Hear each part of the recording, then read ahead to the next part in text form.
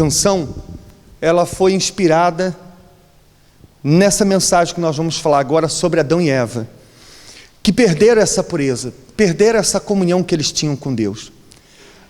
E como que isso aconteceu? Porque hoje, quando a gente ouve falar que Adão e Eva tinham tudo no paraíso, que viviam uma vida no paraíso que não lhes faltava nada, e hoje a gente ouve falar que eles tocaram na única árvore que Deus havia dito para eles não tocar, a gente fica perguntando, como é que eles podem ter feito isso? Como que uma pessoa pode cometer um erro desse? Mas você primeiro precisa entender que esse erro não foi da noite para o dia. E a questão não é apenas ele ter tocado na árvore, mas o que aconteceu antes disso, até eles terem tocado na árvore. Veja aí, por exemplo, no capítulo 3, versículo 1, o que diz aí a Bíblia. Ora, a serpente era mais astuta que todos os animais do campo que o Senhor Deus tinha feito. E esta disse à mulher, é assim que Deus disse? Não comereis de toda a árvore do jardim? Então disse a mulher à serpente, do fruto das árvores do jardim comeremos. Veja que a malícia com que o diabo falou com Eva. O diabo perguntou, e sabe quando uma pessoa se aproxima de você para perguntar uma coisa que ela já sabe? Ele vem perguntando se ela não podia comer de toda a árvore do jardim. Então a Eva respondeu, não, de toda a árvore não, mas do fruto da árvore que está no meio do jardim. Ela respondeu aí no versículo 3, mas do fruto da árvore que está no meio do jardim, disse Deus, não comereis dele, nem nele tocareis, para que não morrais. Então a serpente disse à mulher, certamente não morrereis, porque Deus sabe que no dia em que dele comerdes, se abrirão os vossos olhos, e sereis como Deus, sabendo o bem e o mal. Então olhe para mim, por favor, veja que interessante.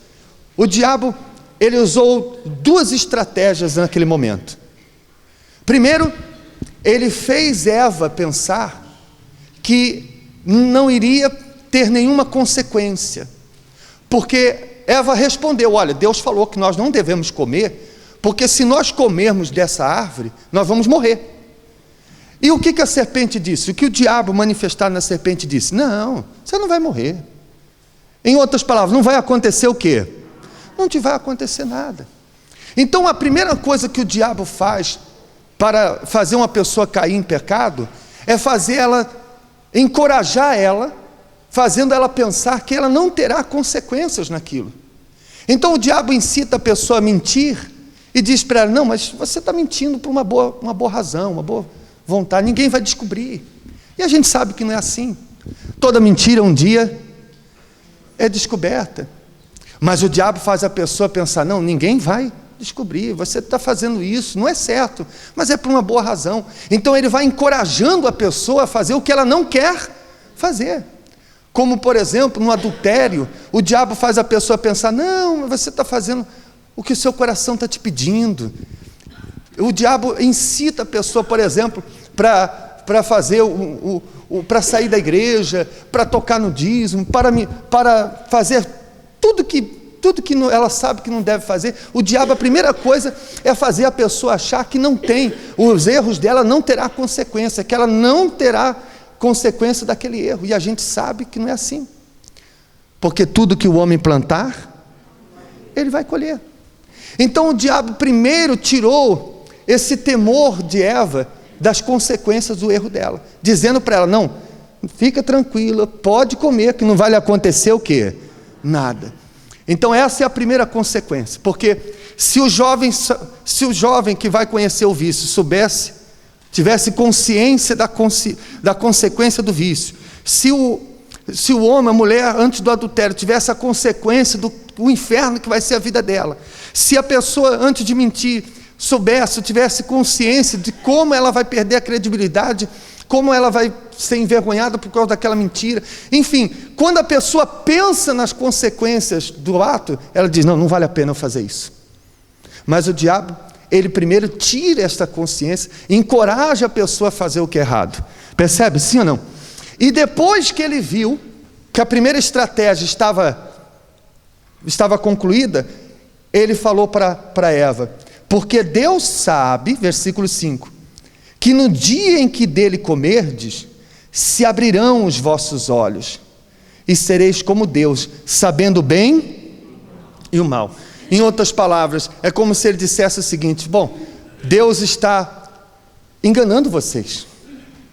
Olha só, olhem para mim, por favor. É como se Deus estivesse dizendo, é como se o diabo estivesse dizendo em outras palavras, ele está privando vocês disso. Vocês vão, ao comer da árvore do conhecimento do bem e do mal, vocês vão se tornar como ele. Vocês vão se tornar tão conhecedoras do bem e do mal quanto ele. E ele não quer isso, ele não quer que você tenha esse direito, ele não quer que você tenha esse privilégio. Veja só a estratégia do diabo, fazendo Adão e Eva pensarem que Deus estava privando eles daquele benefício, que é exatamente a estratégia que o diabo faz hoje, colocando a pessoa, fazendo a pessoa pensar que servir a Deus é uma prisão, que fazer a vontade de Deus é como se Deus estivesse privando ela de fazer o que ela quer. Eu me lembro que quando eu me converti, eu tinha 14 anos, uma das coisas que eu mais ouvia as pessoas falando para mim, quando eles me viam indo para a igreja, quando no fim de semana eu abria mão de repente, de estar com os amigos para ir para a igreja, para evangelizar, para fazer a obra de Deus, eu me lembro que uma das coisas que mais me falavam era, os pastores estão te aprisionando, essa igreja está roubando a sua juventude, você está perdendo sua juventude, você está perdendo sua vida, porque o diabo queria fazer eu pensar que ao servir a Deus, Deus estava me privando de aproveitar a minha juventude, de aproveitar a minha vida. Olha só que absurdo.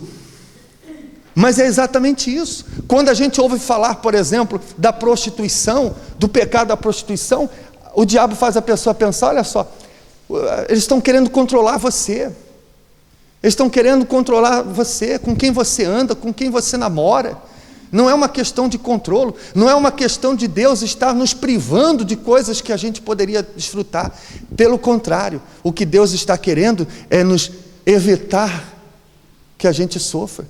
Porque todo pecado que Deus condena são coisas que vão nos trazer problemas. Quando Deus fala para a gente não mentir, quando Deus fala para a gente perdoar, quando Deus fala para a gente amar o nosso próximo como a nós mesmos, como a humanidade seria muito melhor se tudo isso fosse praticado? Sim ou não? Mas o diabo faz as pessoas pensarem que isso é um peso, que isso é uma obrigação, que isso é uma privação, que Deus está nos privando de coisas boas, de aproveitar a vida. É isso que as pessoas pensam quando vê você numa manhã como essa, com chuva, vê você vindo para a igreja, elas pensam assim, olha só, estão sendo enganadas, estão sendo privadas disso, privadas daquilo. Percebe, sim ou não? Então, ele colocou esse pensamento nela. E então foi fácil derrubar ela. Versículo 6. E viu a mulher que aquela árvore era boa para se comer e agradável aos olhos, e árvore desejável para dar entendimento. Tomou do seu fruto e comeu, e deu também ao seu marido. E ele comeu com ela. E então foram abertos os olhos de ambos, e conheceram que estavam nus, e coseram folhas de figueira, e fizeram para si aventais. Então observe que assim que eles comeram, assim que eles desobedeceram, os olhos deles se abriram, e eles passaram a ver coisas que antes eles não viam. Aquela inocência foi perdida, ao ponto deles se sentirem envergonhados com a sua própria nudez. Aquela pureza deixou de existir, porque agora a malícia que o diabo havia semeado dentro deles, fez com que eles começassem a ver as coisas com outros olhos. E às vezes é essa mesma estratégia. Quantas vezes você já viu pessoas que se afastaram e depois chegarem para você com malícia, dizendo assim: olha, eu estou querendo abrir os seus olhos. É exatamente isso que o diabo fez com Adão e Eva. Mas abriu os olhos para a maldade, abriu os olhos para a malícia, abriu os olhos para ver coisas que não existiam. E quando a pessoa não está bem com Deus, é isso que acontece, ela começa a ver defeitos onde não existe defeitos. Você sabe o que é isso. Você já foi mal interpretado. Eu sei que já. Quantos de nós, às vezes a gente falou uma coisa com uma intenção, mas a pessoa maliciosa virou aquilo tudo ao quê? Tudo ao contrário. Você, meu Deus, não foi nada disso que eu falei. Mas a pessoa maliciosa, ela consegue ver maldade onde não existe maldade, ver erro onde não existe erro. E quantas pessoas que saíram da igreja exatamente por isso? Porque começaram a ver maldade onde antes elas não via maldade. Campanhas que um dia elas foram tão abençoadas e que hoje elas criticam. Um lugar onde ela foi tão bem recebida e hoje ela fala mal. Pessoas que ela via como de Deus e que hoje ela vê como pessoas mal intencionadas. O que mudou, meu Deus do céu? Mudou o interior delas. Porque Jesus disse: se os nossos olhos são bons, o nosso corpo está iluminado. Se os nossos olhos estiverem maus, o nosso corpo está em quê? Em trevas. Agora veja isso de forma contrária. Se a minha alma estiver em trevas, os meus olhos também estarão em trevas. É como aquela história do lençol. Eu não sei se eu já contei aqui para vocês. Uma senhora estava tomando café com o marido e ela olhava pela janela e via a vizinha colocando os lençóis para secar no varal. E ela olhava e falava assim: olha, essa vizinha que havia acabado de se mudar, tinha mudado há pouco tempo, essa vizinha que chegou agora, ela não sabe lavar roupa. Olha só a cor que está os lençóis dela, tudo manchado. E o marido comendo não falava o quê? Nada. E aí, passado alguns dias, novamente, estavam lá tomando café, e a vizinha foi lá de novo e estendeu os lençóis de novo no varal, no estendal, e a senhora olhou pela janela e disse: olha, não estou te falando, ela não sabe lavar roupa, qualquer dia desse eu vou lá e ensino ela. E o marido não falava o quê? Nada. Até que um dia, o marido acordou mais cedo e lavou a janela. Você já está entendendo o que aconteceu. Ele foi lá e lavou a janela. Aí a mulher desceu para tomar café. Quando ela olhou para a janela e viu a senhora estendendo o lençol de novo, ele disse: está vendo? Até que enfim ela aprendeu a lavar as roupas, até que enfim ela aprendeu a lavar o lençol. Aí o marido falou assim: não, hoje eu acordei mais cedo e lavei a janela, porque os lençóis dela sempre tiveram limpos, mas a janela pela qual você via o lençol estava suja, e por isso tudo que você via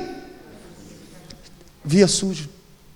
Quando os nossos olhos estão maus, tudo que nós vemos, às vezes até uma pessoa que se aproxima de você com boa intenção, que quer te ajudar, o malicioso diz: sei não, hein? Quando a esmola é muito, o pobre desconfia. Não sei não, alguma coisa tem. A pessoa só queria ajudar, mas o malicioso vê dessa forma. Então não foi só uma questão de que aquela fruta era gostosa, era saborosa demais e por isso ela caiu. Não, o primeiro pecado dela foi ela ver com malícia, ela achar que Deus estava querendo que ela não comesse aquilo, e por isso, quando ela comeu, aquela malícia que já estava dentro dela se tornou evidente. Percebe, sim ou não? Então, veja só qual foi a consequência disso. Versículo 8: e ouviram a voz do Senhor Deus que passeava no jardim pela viração do dia, e esconderam-se Adão e sua mulher da presença do Senhor Deus entre as árvores do jardim. E chamou o Senhor Deus a Adão e disse-lhe: onde estás? E ele disse: ouvi a tua voz soar no jardim e temi, porque estava nu e escondi-me. Veja só, quem foi que se escondeu? Foi Deus que se escondeu deles, ou foram eles que se esconderam de Deus? Como é exatamente assim que acontece. Não é Deus que se afasta das pessoas, elas que se afastam de quem? De Deus. Como Deus tinha o hábito de ir lá todos os dias, na viração do dia, no fim do dia, ir lá e passeava com eles no jardim. E era isso que incomodava o diabo, porque durante muito tempo o diabo viu Adão e Eva passeando no jardim, aquela comunhão, e isso deixava o diabo revoltado. Não existe nada que deixe o diabo mais revoltado do que ver você em comunhão com Deus. Ele fica mais revoltado de ver você em comunhão com Deus do que ver você conquistando, ver você dando testemunho. Isso não significa nada para o diabo. O que ele não quer é ver você em comunhão com Deus. Ele não quer ver você bem com Deus. O prazer dele é afastar você de Deus. Ele não pode afastar Deus de você, mas ele pode afastar você de quem? De Deus. E como? Levando você a cair. Foi exatamente isso que ele fez com Adão e Eva. Quando o diabo via Adão e Eva andando com Deus, em comunhão com Deus no jardim, durante muito tempo o diabo pensou: eu tenho que acabar com isso, eu tenho que tirar essa comunhão, eu tenho que afastar eles de Deus. E ele foi estudando, e cada atitude que o diabo tomou para que eles caíssem, foi tudo, milimetricamente calculado. Ele pensou: bom, eu vou primeiro nela, e depois eu vou, através dela, eu chego nele. Percebe, sim ou não? Então ele estuda, ele observa, ele não conhece o que está dentro do seu coração, porque só Deus sonda mentes e corações, mas ele observa, ele vê quando você olhou para uma coisa e aquilo chamou sua atenção. Ele vê quando uma coisa mexe com você, quando uma coisa lhe atrai. Ele vê que os seus olhos mudam quando olha para uma determinada coisa.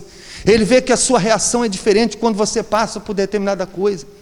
Ele vê que você, quando está sem dinheiro, você fica desesperado e fala coisa que não devia. Ele vê que quando você está com os amigos, você facilmente é manipulado. Ele estuda e ele diz: é assim que eu vou fazer, é desse jeito que eu vou fazer, para tirar a comunhão dela com Deus. E quando ele tira essa comunhão, olha só, Adão e Eva se sentiram mal. Deus foi lá, veja que mesmo sabendo que eles tinham pecado, Deus foi lá, mas a sua consciência estava tão pesada, que eles se esconderam de Deus. Imagine, eles se escondendo de Deus. É exatamente assim que acontece quando a pessoa não está bem com Deus. Ela vem para a reunião, ela vai buscar o Espírito Santo, ela não consegue nem falar, porque a sua consciência está pesada. Ela sabe que está mal, ela sabe que não tem feito o que devia, ela sabe que está faltando com determinada coisa. E o que é que Deus espera? Deus espera que haja o reconhecimento. Deus não quer, veja que Deus não queria que eles ficassem escondidos. Deus chamou ele: Adão, onde é que você está? E Deus, ele não quer perder você, ele não quer ver você nessa condição e se afastar. Ele quer recuperar você. Ele quer trazer de volta aquela comunhão que foi perdida. Ele quer trazer de volta aquela pureza que um dia existiu, aquela inocência que um dia existiu, porque ele quer voltar a andar com você como ele um dia andou com Adão e Eva. Ele quer ter essa comunhão. Entende isso, não? Foi por isso que quando eles caíram, Deus sacrificou um cordeiro, e como diz lá no versículo 21, que fez o Senhor Deus a Adão e a sua mulher túnicas de peles, e os vestiu. Esse animal que Deus matou, sacrificou, para com a pele dele cobrir a nudez de Adão e Eva, representa o sacrifício que mais tarde Deus faria do Senhor Jesus, para com o seu sacrifício cobrir a nossa nudez, cobrir os nossos pecados, e nós tivermos acesso de volta ao paraíso, à presença dele. Amém? Então, foi por isso que essa canção, com esse pensamento, foi com essa inspiração que essa canção foi escrita.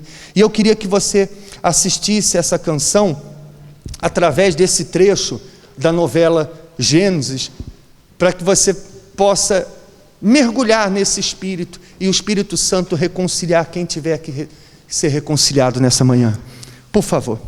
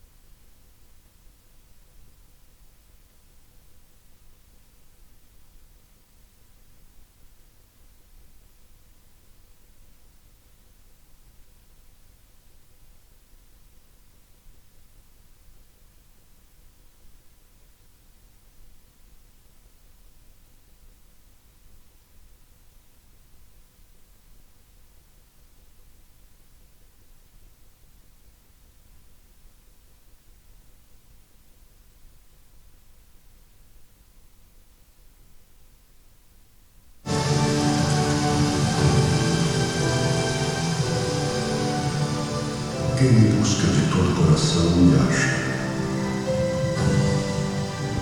porque grande é a minha misericórdia.